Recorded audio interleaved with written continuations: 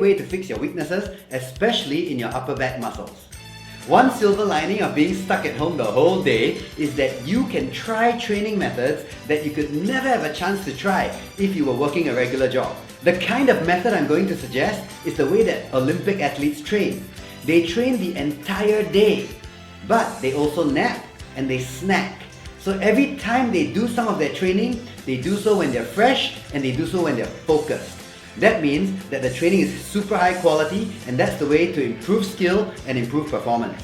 On a side note, minor rant, this is one of the reasons why it's so difficult for Singapore athletes to win high-level sports in many cases. Because most of our athletes work regular jobs. So when you're finished work, you only have a few hours before you need to sleep, and you can't do a lot of high-quality training and squeeze it within those few hours. You just can't recover fast enough in between exercises. Rant over. Now, you and I are stuck at home the whole day, so we can do this kind of training method. I suggest using this training method for one of your back muscles or one of your back exercises.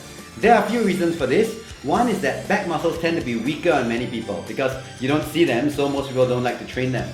A lot of people do push-ups, but hey, how many people do the same amount of chin-ups or pulling type of exercises? But also there's a physiological reason. Back muscles are postural muscles. They help us keep good posture when we have strong back muscles. So that means they are more based on endurance rather than pure strength.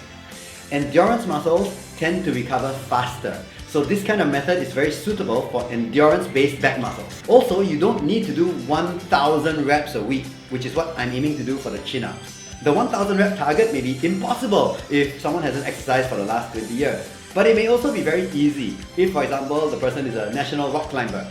A well set up training program is challenging so you improve, but not too much that you get injured or get worse. Now I'm going to explain the steps to set up this program specifically for your fitness level. I can almost guarantee that if you do this program the way we're going to set it up together, you will absolutely beat your current back muscle strength and endurance. Step 1, you have to choose an exercise. So it's either chin-ups if you have a chin-up bar, or the towel rows if you don't have a chin-up bar. You're not fixed to one specific type of chin-up. Right? So throughout the week, as you can see on my chin-up bar, I've got different attachments and different grips. So every day, I'm going to choose a different grip. If you're doing the towel rows, sometimes you can do it at the towel at your head level, sometimes neck level, chest level, tummy level. They're all okay. They all will train the same set of muscles, but in a slightly different way because of different grip or different angles. So this is good variety for the muscle. Also, your lat muscles have fibers going in different directions, so a variety of grips and angles is good for their development. The next step is that you need to test yourself to find out how many you can do right now. First, it will show you your progress after 2 weeks, and also it will tell you how many reps you should be doing per set.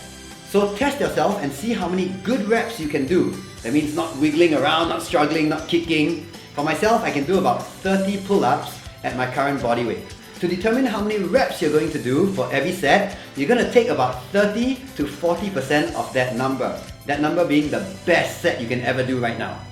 So for me, I'm going to do sets of 10, which is about 30 to 35% of my best set. So let's say, for example, you can do 10 chin-ups.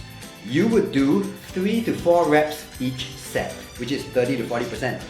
Next, you determine how many total sets are you going to do per day. This will give you the total number of reps you're going to do per day. So I would do between 10 to 20 sets. So 10 sets is the low end if you haven't trained for a long time.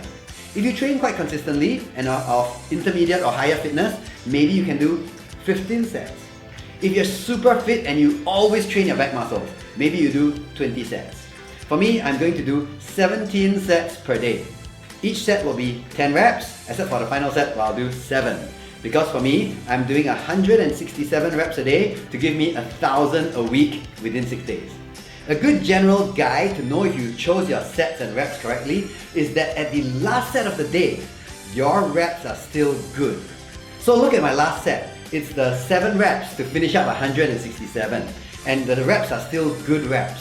So this is a sign that you've chosen the right number of sets and reps per day. So if the last set of the day you're struggling like crazy and your reps are really bad quality, you might get injured, and it's also too much. You won't survive 2 weeks if you're going to do this much. Okay? You need to cut down the number of sets and reps you do every day. there's no problem with this. Remember, the aim of this program is to do a lot of high quality reps. Once you're doing low quality, this program is not working anymore. You're just going to be very sore and you're not going to get the results at the end of the program. You won't be able to last 2 weeks. So of course, the next step is to do them consistently. Every morning when you wake up, every time you walk past the area where you're going to exercise, you do 1 set. So for me, if I finish a piece of work, 10 chin-ups. Before lunch, 10 chin-ups. Play with my children, 10 chin-ups. Do more work, 10 chin-ups, and so on, until I finish 17 sets or 167 reps in 1 day. Here you can see videos of me doing day 1, 167 reps. I started at about 10 AM my first set, and by about 4 PM I was finished. You don't have to squeeze it all within the 6 hours like me. You can start earlier and you can end later. It doesn't matter, as long as you finish the total number of sets and reps per day. Finally, you're going to do this for 2 weeks consecutively, 6 days, rest 1 day, 6 days, and then rest about 3 to 4 days. Don't train the muscles. After this 3 to 4 day rest, test your maximum again. I can almost guarantee you'll crush your previous record. This shows a definite increase in strength and endurance and also skill of doing the exercise. That's all I have to say. Take advantage of this chance to train like an Olympian and improve one of the weak areas of many people's bodies.